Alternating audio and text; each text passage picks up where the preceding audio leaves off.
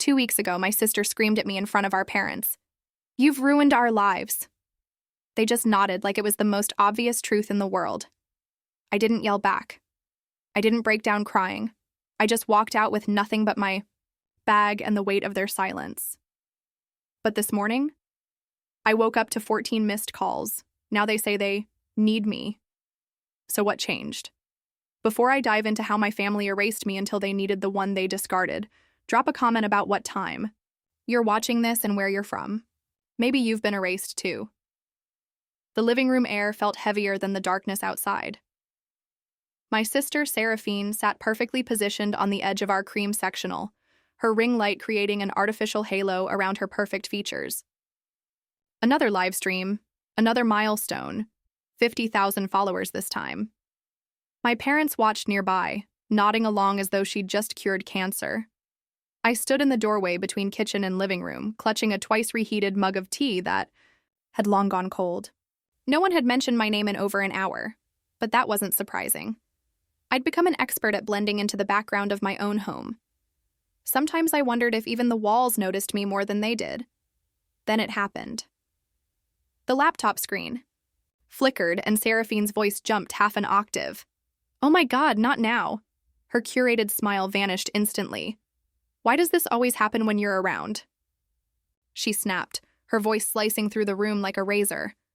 I blinked, stunned. "What? You stress me out just by breathing, Odell," she barked. "You throw off my vibe." I looked around, half expecting someone, anyone, to call out how absurd this was. Instead, my mother stood up, brushing invisible lint from her lap. "She's not wrong," Verena said with chilling calm.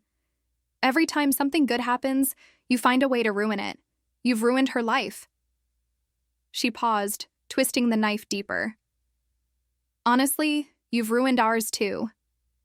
My father didn't say a word. He just rubbed the bridge of his nose like this conversation was too familiar, too exhausting to engage with. I felt heat rising in my neck, but I didn't yell. I didn't cry. I didn't defend myself. Instead, I turned around and walked down the hall, to the guest bedroom they'd begrudgingly let me use while I figured things out. The door barely closed without sticking. The carpet smelled faintly of dust and expired air freshener. I moved robotically, stuffing essentials into a backpack I hadn't touched since college. Nothing sentimental made the cut. No framed photos, no cards, no letters. I'd stopped writing those years ago when I realized no one read them anyway. 15 minutes later, I was out the door. No one asked where I was going. No one asked if I'd be back. The street was quiet, the kind of silence that follows the kind of fight where words hit harder than fists. I walked 2 blocks to the gas station with humming fluorescent lights, bought a granola bar and water out. Of habit rather than hunger. "Last bus is in 8 minutes, if he's on time," the clerk told me when I asked. He wasn't, but I waited anyway, sitting on a cold metal bench with my hands shoved in my coat pockets and my backpack between my legs, like a life raft. When the bus finally arrived, I climbed on without looking back. The ride into downtown Charlotte felt endless. I kept my head down, watching city lights blur past like smudged paint. No one made eye contact. That was almost a comfort. At the end of the line, I found a small beige motel with flickering neon. The kind of place you only choose when you've run out of better options or better people. The man at the front desk didn't ask questions. He handed me a key with a number scratched off and rewritten in marker. "Cash or card?" He mumbled, eyes never leaving the reality show playing behind him. I handed over my last $42. The room smelled like old cigarettes and cleaning fluid that didn't quite mask anything. I dropped my backpack near the foot of the bed and sat on the edge of the mattress. It creaked beneath me, loud in the quiet. I didn't undress. I didn't cry. I just stared at the water stain on the ceiling above me. It looked like a broken heart or a burned-out star, depending on how you tilted your head. My phone sat face down on the nightstand. Not a single buzz since I'd left. No, "Where are you?" No, "Come home." Nothing. Then it vibrated once. I reached for it, half hopeful, half numb. A notification popped up. Reminder, unopened Mother's Day gift from Odell delivered 2 years ago. The box I'd mailed her, carefully wrapped in tissue paper, a pair of silk handkerchiefs with her initials, monogrammed. She never opened it. They never opened me. The next morning, I was up before the sun. I counted what I had left, $270 and some change, no job, no home. But something about that notification made the math feel less like a countdown and more like a challenge. I walked toward downtown. My feet ached before I reached the corner gas station, but I kept going. A small cafe near the bus depot had a chalkboard sign out front, free Wi-Fi and coffee refills all day. That was all I needed. Inside, it smelled like burnt toast and floor cleaner. I ordered the smallest coffee on the menu, 1.75, and took the seat closest to the outlet. I pulled out my phone and logged into freelance tutoring platforms I'd bookmarked years ago but never used. One still had an old profile saved. I updated it. Specializing in SAT and AST prep, writing support, study planning, patient and reliable. Under About Me, I wrote, I believe in showing up, even when no one else does. By noon, I'd applied to 16 listings. Parents desperate for help with test scores, students overwhelmed by college pressure, people I could understand in ways my own family never tried to understand me. Halfway through the 5th application, I paused. The words, reliable, compassionate listener, stared back at me. I remembered Grandma's voice. You were always the one who listened. She said that when I sat at her feet during Sunday dinners while everyone else talked over each other. She saw something. Not flashy, not loud, but something real. I swallowed hard, thinking back to her funeral. We were standing in the reception hall surrounded by polite people with bad coleslaw when a family friend leaned in gently. Your grandmother's second letter was beautiful, she said. I hope it brought you peace. Second letter? I blinked at her. I only got one. Her face fell. Oh, I must be mistaken. She said she wrote you another about 8 months before she passed. 3 days after the funeral, I asked my mother about it, still trying to give her the benefit of the doubt. She didn't even blink. Oh, it wasn't anything important. Just sweet old lady things. Just sweet old lady things. That letter, too, had been erased, like I had been. A pattern so long and subtle you don't notice it until you wake up one day and realize all your edges have been sanded down by the people who claim to love you. I refocused on my applications. Soon, responses started coming in. By week's end, I had 3 clients, 2 high schoolers and 1 adult learner prepping for a GED. The library 2 blocks from the cafe allowed guests to borrow Chromebooks for online sessions. I booked 2-hour slots every afternoon and used them, like my life depended on it, because it did. The pay wasn't much, but every dollar felt earned. And the students, they listened. They asked questions. They said thank you. One girl named Riley said during our second session, "You're the only person who's explained this in a way that makes sense." It felt strange being seen by strangers, in ways I'd never been seen at home. That evening, back at the motel, I recorded my income on the back of a receipt. 2 more nights covered. The room smelled of bleach and damp curtains, but it was mine for now. For the first time in years, I felt the slightest thread of pride uncoil in my chest. They never noticed what I was building, I said aloud to no one, because they never thought I could. It wasn't just bitterness. It was clarity, cold and clean. I lay down still wearing my jeans, too wired to sleep. The motel buzzed with faint conversations through the wall and the whir of a vending machine outside. As I was about to silence my phone, a post popped up on my feed. Family is who shows up when it matters. Don't ever forget that. It was Seraphine's caption. Her face gleamed next to our mother's, both holding glasses of something bubbly. But what caught my eye was what hung on the wall behind them. A family portrait. Without me in it. I stared at the photo, my thumb instinctively zooming in, eyes locked on the familiar hallway wall. Same textured beige, same soft shadow from the hallway lamp. But the frame was different. Gone was the old portrait we took when I was 16. Back. When everyone still pretended I belonged. In its place, a glossy new photo. Seraphine in the center, of course. Mom on one side beaming in her cream cardigan. Dad stiff but smiling, as if coached.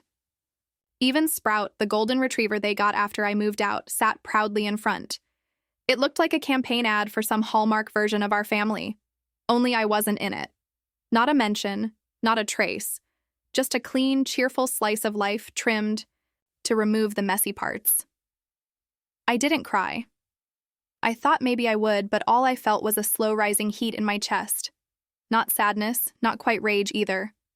Something quieter, heavier, like watching someone throw away a letter before reading it and realizing it was yours. A few years back, I might have told myself they probably just needed a smaller frame. Or maybe they didn't realize I'd notice. But not this time. This wasn't an accident, it was official. I'd been erased. Not metaphorically, not emotionally, physically. I scrolled back through Seraphine's page.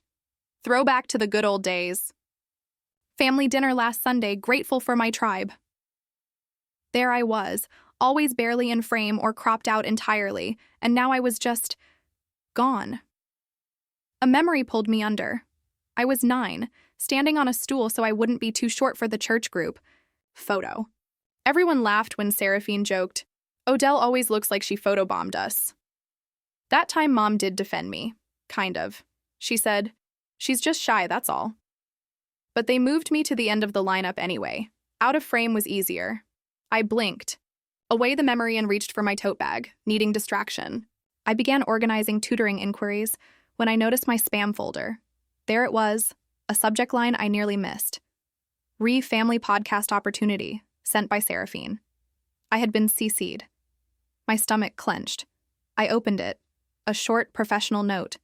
To a PR rep, pitching an episode featuring modern family dynamics through the lens of resilience and social media influence. And then, at the bottom, from my sister, "She's just bitter and emotionally unstable. We don't talk for a reason. I don't want her involved. It's taken years to rebuild the family's image." My hand tightened around the phone. I could hear ringing in my ears as I reread the line 3 times, each word louder than the last. Bitter, unstable, rebuild. I didn't cry, I didn't scream. Instead, I took a screenshot, then another. I printed the email from the library the next morning and taped it on the motel wall right next to Grandma's letter. The words sat side by side like a before and after. One believed I could build, the other believed I didn't matter enough to be seen. I grabbed a pen. On the motel notepad, I started mapping it all out. Dates, comments, moments, the slow erasure, the dismissals, the behind-the-back insults that had finally come out in writing. It didn't feel petty anymore. It felt necessary. Later. That week, a message arrived from a Dallas-based SAT prep group. They'd reviewed my profile and wanted to onboard me for virtual sessions. $75 per student, a number I hadn't seen in years. It meant I could stop living off dollar coffee and hope. I accepted without celebration. No jumping, no smiling, just a steady kind of satisfaction that stays quiet because it doesn't need to be seen. By Friday evening, I had enough for a small room in a shared apartment a few miles out. Not a palace, but something with a door that locked and no blinking neon sign outside. I sat tracing the edge of the email with my thumb. I wasn't angry anymore. I was awake. There's a difference. A knock on the motel door startled me. Sharp, but hesitant. I opened it slowly. There she was, Mileus, my former best friend. Her face looked thinner, tired. She clutched something wrapped in an old dish towel like it had been hidden. "Odell," she said softly. "They told me you were in trouble." I didn't believe them until I saw this. I stepped aside to let her in. She hesitated, like crossing that threshold meant betraying someone. She held out a small envelope, the kind I used to buy in bulk from that stationery shop near the library. My name was written on it in my own handwriting, soft, rounded letters I hadn't used in months. "It's still sealed," she whispered. "Odell, I found it in your mom's desk under a stack of expired coupons." I didn't reach for it right away. I just stared. "I wasn't snooping," she said, setting it gently on the table by the microwave. "I was dropping off something for Seraphine. Verena had me waiting in the kitchen, and it was sitting there like it meant nothing. I finally picked it up. The envelope hadn't been torn or wrinkled. It looked exactly like it did when I walked it to the mailbox last year, my mother's birthday. I'd saved for weeks just to load a gift card to her favorite cafe and wrote a letter about second chances, about trying again, about maybe healing. She never opened it. Malaya sat down across from me, her mouth open like she wanted to say more, but couldn't find the words. I slid my fingernail under the flap. The paper peeled back without resistance. I pulled out the card and unfolded the soft pink note. Mom, if there's still a space in your heart for me, I'd like to sit there again. Not asking for everything, just a callback. I miss our Tuesday talks. I miss you. Love, Odell. I read it twice. Then I folded it back. I couldn't speak. Even the words I'd sent them didn't matter. Not enough to open. Not even enough to throw away. Just tucked under coupons and forgotten. Like a scratch-off that didn't win. Malayas finally spoke. That wasn't all I found. She reached into her tote and slid printed pages across the table. Seraphine's new Success Academy, or whatever she's calling it. I used to help you build this stuff, remember? I'd know your voice anywhere. I scanned the first page, then the next. My breath caught. She'd lifted it all. The intro text, the diagnostic, rubric I'd spent months refining, even my diagrams. Same layout, same color palette, only now it was under Seraphine's name, her photos, her brand. She said you gave it to her, Malayas added quickly. I knew that was a lie. I laughed. One of those short, breathless sounds that die before they reach your throat. Even my sidebars, I muttered. Even the section headers. My voice shook, but I stayed still, like movement would crack the betrayal wider. Malaya sat quietly while I took it in. A few hours later, she left, hugging me tightly before slipping out the door with tears in her eyes. The room was quiet again. I sat on the floor, back against the cheap wood-paneled wall. No music, no TV, just the hum of the mini fridge and occasional creak of pipes. Then came the buzz. The phone screen lit up. Missed call, Dad. Then another, and another. I watched as the count ticked up to 14, voicemails followed.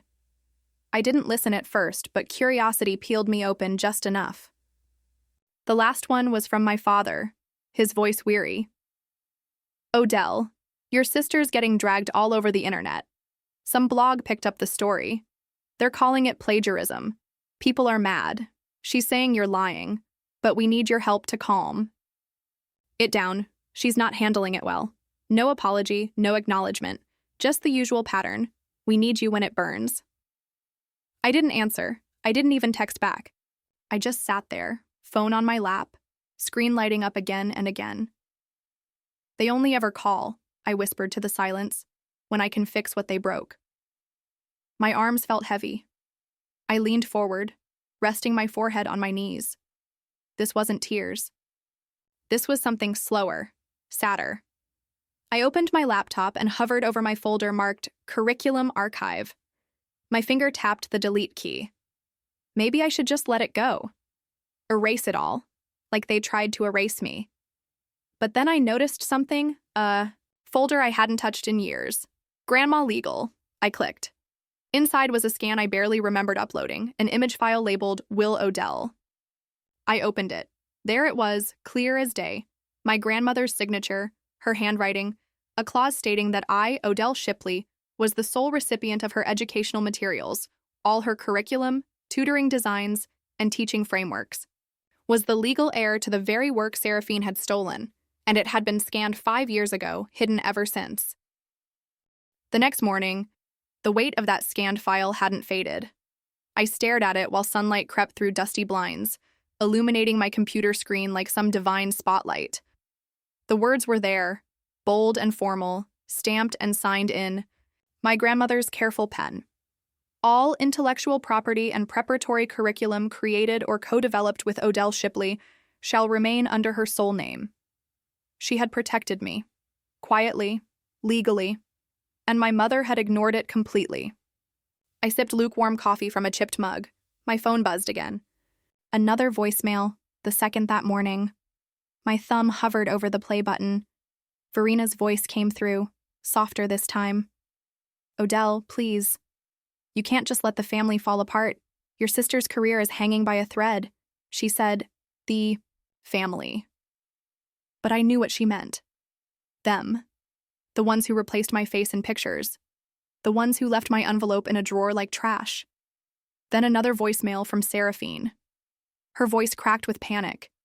You're just bitter. You're always bitter. We gave you everything, and this is how you repay us? I could almost see her pacing in some pristine room, mascara trailing down her cheeks, blaming me like always. We gave you everything, she said. What a joke, I whispered into the silence. You erased me and still expect me to be your savior. My hands were steady as I printed the will. No drama, no tears, just clarity. I pinned it to the wall next to the email screenshot and the faded note from Grandma. One was typed, one was printed, one was written by hand. All told the same story. I'd been erased, and now they were demanding I paint myself back in just to fix their mess. I stared at that wall for a long time. By lunch, I'd made up my mind. I looked up a lawyer in Austin who specialized in intellectual property and booked a consultation. When I arrived, I brought the printout. I'm not asking to sue, I told her calmly. Not yet. I just want this documented, verified, and publicly filed. I want ownership to be formal and known. The lawyer, a woman in her 50s named Margot, raised an eyebrow after reading the will. You don't need a lawsuit to take back what's yours, she said, tapping the page. You just need a notice. I left her office with paperwork in hand, sunlight warming my back, and something inside me I hadn't felt in years. Control. But peace didn't last long. That night, there was a knock. 3 raps. Firm, familiar. I looked through the peephole and nearly stepped back in disbelief. Verena, Gareth, and Seraphine. I opened the door but didn't invite them in. We stood in the narrow hallway. The air felt sharp, like everything between us had hardened into glass, ready to shatter if anyone raised their voice. Verena looked exhausted. Her lipstick was faded, her hands trembling. Gareth said nothing. He never did. Seraphine's eyeliner was smudged. Her curated shine was cracking, and she knew it. We made mistakes, Verena began, clasping her hands. We know that, but family means forgiving. I didn't blink. No, I said softly. Family meant not burning my letters. It meant opening my envelope. It meant saying my name in your family appreciation posts. Verena looked down. I turned to Seraphine. She met my gaze like a child caught but unable to be sorry. This time, I told them, stepping back, I'm not the one fixing your mess. I didn't slam the door. I didn't yell. I simply closed it with a click and turned the lock. Later that night, after showering off the tension and pouring myself chamomile tea, I checked my email and froze. A bold red notification greeted me. Your professional site has been flagged and temporarily suspended due to multiple copyright violation claims. I clicked the details. Someone, an anonymous IP, had filed claims against my own curriculum. My stomach twisted. They'd come back for me. Not with words, with paperwork. They tried to erase me one more time, but now I was ready. By the time I opened my eyes the next morning, the sky outside was already a dull gray. One of those days where light feels more like pressure than promise. I reached for my phone, expecting the usual overnight tutoring emails. Instead, the first thing I saw was another red flag banner. Your website has been temporarily suspended due to a reported copyright violation. A second notification followed, then a third. The subject line's identical. Urgent copyright claim review pending. I clicked through and saw the claim details, my blood running cold. Proprietary content in use without consent. There was no sender. Name, just an anonymized IP address. But Margot, my attorney, was already ahead of me, within the hour she called. It traces back to Seraphine's branding agency, she said flatly. It's not a coincidence. I didn't scream. I didn't cry. I took a breath, opened a new folder, and began. I took screenshots of every page, every time-stamped lesson, every outline, every diagram I'd created. I retrieved the PDF of my grandmother's will, highlighted the exact clause that secured the intellectual property. I even included early drafts I'd saved on cloud backup, dated before Seraphine had even launched her academy. I wrote the counterclaim with the tone of someone who had nothing left to prove. "I don't scream anymore," I typed to myself while organizing the files. "I document." That same afternoon, I sent an email, not just to the board hosting my platform, but to all my tutoring clients and professional contacts. No dramatics, no accusations, just a clean, composed message. In light of recent confusion, please find attached original course materials, timestamps, development drafts, and my legal rights to the content as secured through notarized family documents. I appreciate your continued trust. Replies rolled in within minutes. Most were supportive. A few expressed surprise. But one message stopped me cold. A parent I had worked with the previous fall. A single mom from Houston. "Your course saved my daughter's future.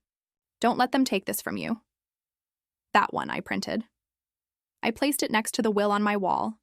One paper born of blood, one born of effort. Together, they meant something real. By evening, the storm was brewing. This time, not mine. Seraphine posted a cryptic update.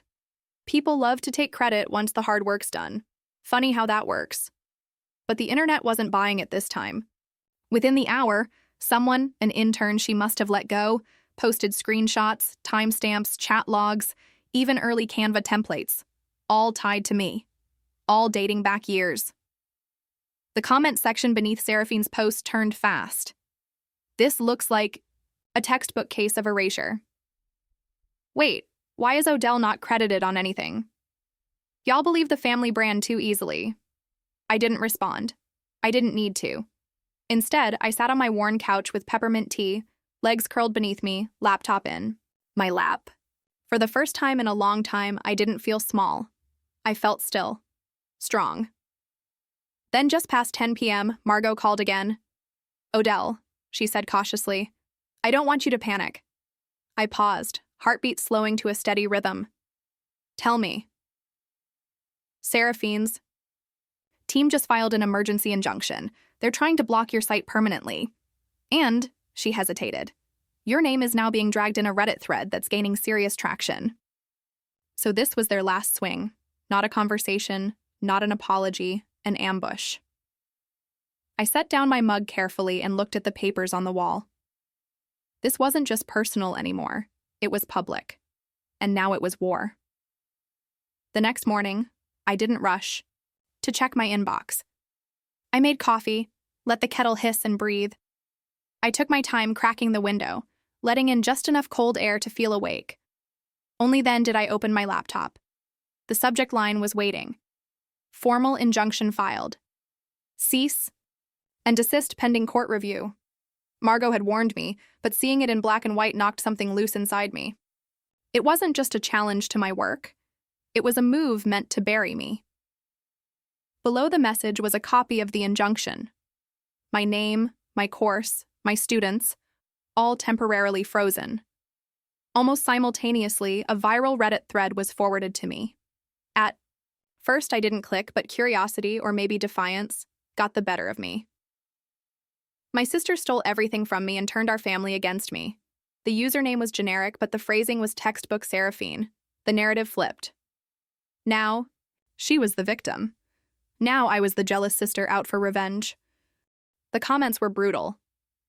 "Wow, what kind of person does this to family?" "Ungrateful much." "Can't believe some people will tear down their own blood over a little attention." I almost closed the page. Almost. Then I saw one comment near the bottom. Funny how the receipts always show up when the loud ones overplay their hand. It stopped me cold. It wasn't loud. It wasn't long. But it reminded me I had the receipts. All of them. I didn't waste another second. I pulled up my webcam, kept the room dim. No makeup, no angles, just me. And I spoke. Not with anger, not with apology. I placed the printed will in front of me, read the paragraph aloud, the clause about ownership. I showed the signed page, then screen shared the original curriculum files, the drafts, the timestamps, the side-by-side comparison of her rebranded content. And finally, the emails, the one from her agency, the one from her PR team, all with my name scrubbed out. When I finished, I looked directly into the lens. They say silence is strength, I said quietly. But sometimes truth needs a voice. This is mine. I didn't add music, no dramatic cut. I didn't ask for support or sympathy. I just clicked upload and let it go. Within 2 hours, my phone wouldn't stop buzzing. Old clients shared the video. This woman helped my son pass his GED. She worked with my daughter when no one else would. She's the reason my kid got into college. A teacher I'd collaborated with reposted my slides. A blogger I'd never met stitched the video on TikTok, praising the calm clarity.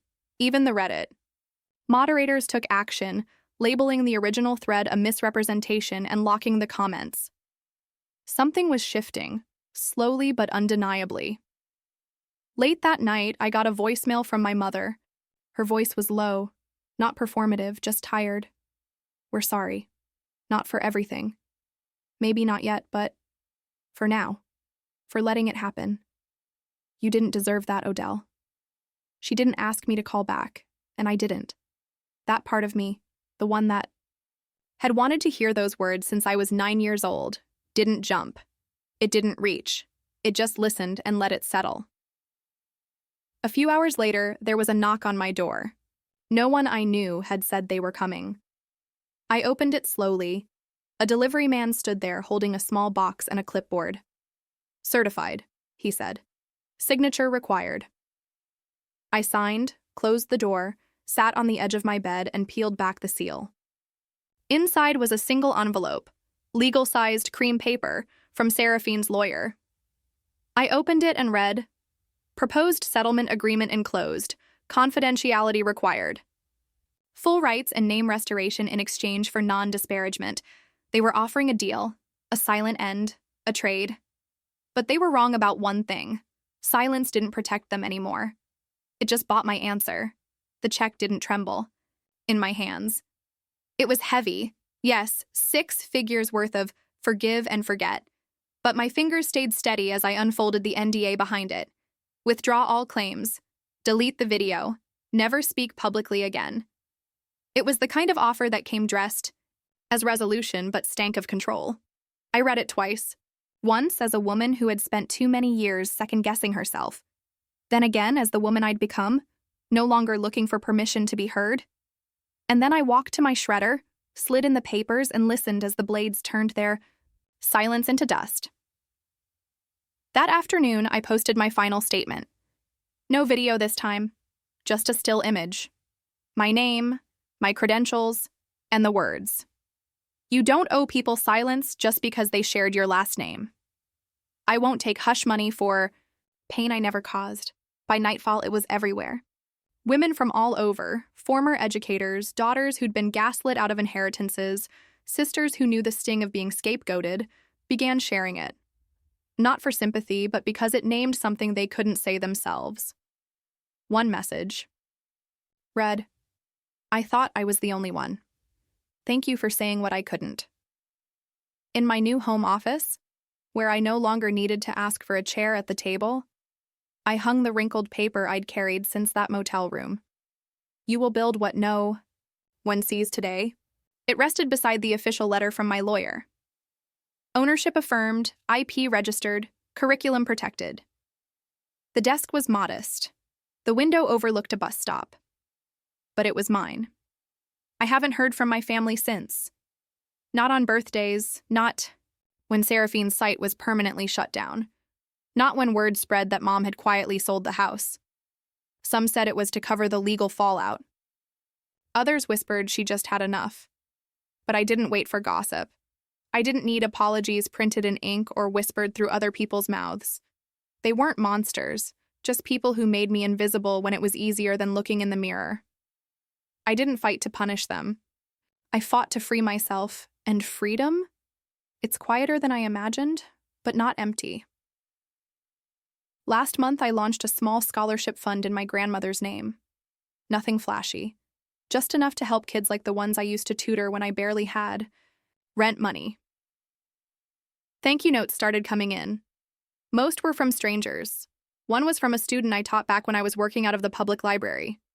You were the first one who told me I could do it. I believed you. I sat with that letter for a long time, not because it hurt, but because it didn't. This was the life I built in the silence they once thought would bury me. A few days ago, I printed a second copy of my grandmother's note. I folded it into an envelope. No return address, no message, just those words. You will build what no one sees today. I mailed it to a girl I'd once tutored who'd quietly told me her parents thought she was too much. Maybe one day, she'll find herself alone in a motel room, and maybe those words will do for her what they did for me. Have you ever stopped chasing the apology that never came and realized peace was the real closure? Have you ever been erased by your own family and still found the strength to build something lasting? Share your story below.